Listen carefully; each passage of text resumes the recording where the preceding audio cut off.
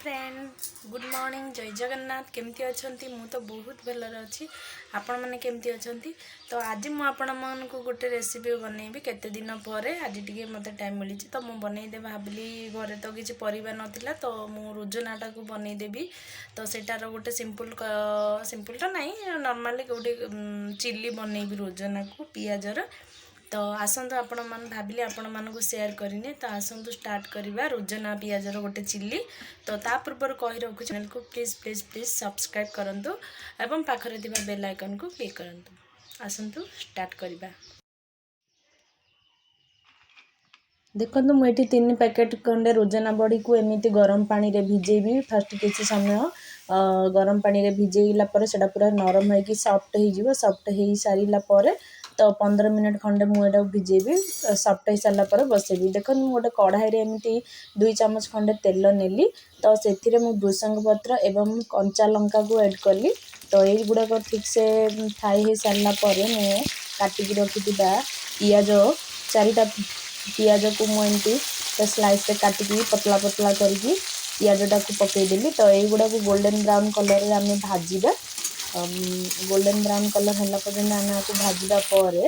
तो ये देखो फ्रेंड मोर गोल्डन ब्राउन कलर हो भाजला तो मुझे गोटे चामच खंडे अदा रसुण पेस्ट आर कंचा फ्लेवरटा जाए मुझे फ्राए करी तो अदा रसुण पेस्ट कंचा फ्लेवरटा जाए पर्यटन आम आपको फ्राए कर सारापर मुझे काटिकी रखी गोटे टमाट को ऐड कली तो चिल्ली टमाट गोटे भी देव सॉस अपेक्षा टमाटो कंचा टमाट देकी जदि आपण मैंने करेंगे टेस्टा टी निरा लगे तो हो सारापर मुझे कंचा लंका ऐड करी जेहेतु आपण मैंने Kashmiri red chilli powder add कले आहरी बढ़िया हम कलरटा आसवाई तो मो पाखे नथिला तो मुझे चिली पाउडर गोटे स्पून एवं गरम मसला एवं हलदी गुंड गोटे चामच ऐड कली गरम मसला चिली पाउडर एवं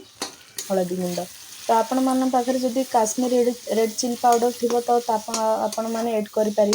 तो आर कलरटा तो मुझे ऐड करदेली जदि तो देखो मसला गुड़ाक मुझे भल भाव भाजिली ये मुझे कुटिकी रखी गोलमरीच गुंड तो मुझे होममेड कुटिकी रखी कुटिकी एमती ऐड कली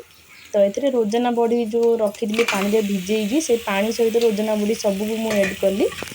तार पानी गुड़ा को आपण मैंने फिंगेनि जेहेतु मोर सुखी जाइए तो मुझे गुड़ा सब गुड़ा ऐड करदेली तो या भल भाव चलेगा तो मु लुण स्वाद अनुसार देजी कारण पियाजर मु आगुरी लुण टी ऐड करी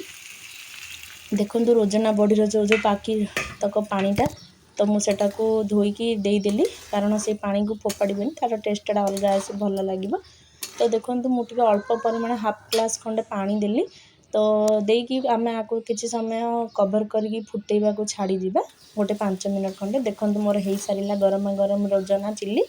तो देखो फ्रेंड केते यम्मी लगुच खाइबा को बहुत टेस्ट लगे आपको आपण मैंने भात कि रुटी सहित खाई पारे